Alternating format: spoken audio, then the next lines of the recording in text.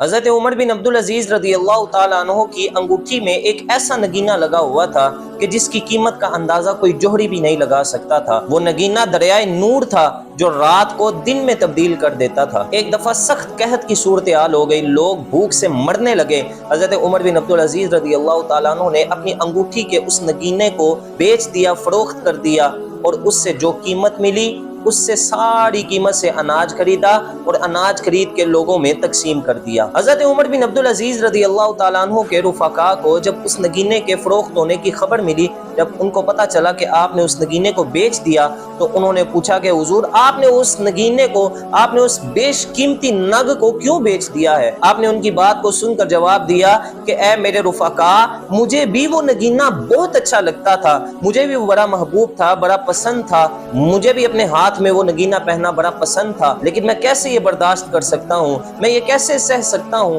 کہ میری رعایا جو ہے وہ بھوک سے مر رہی ہو اور ادھر عمر بن عبد العزیز اپنے ہاتھ میں ایک بیش قیمتی نگینہ پہن کے پھرتا ہو۔ اور فرمایا کہ کسی بھی حاکم کے لیے یہ ضروری ہے کہ اس کی رعایا جب مشکل میں ہو تو اس رعایا کی حاکم کو مدد کرنی چاہیے، یہ نہیں کہ رعایا مشکل میں ہو اور ادھر حاکم جو ہے وہ عیش و عشرت کے ساتھ اپنی زندگی گزار رہا ہو۔ فرمایا کہ جب رعایا تکلیف میں ہو تو حاکم کو چاہیے کہ اپنے آرام کو بھول جائے۔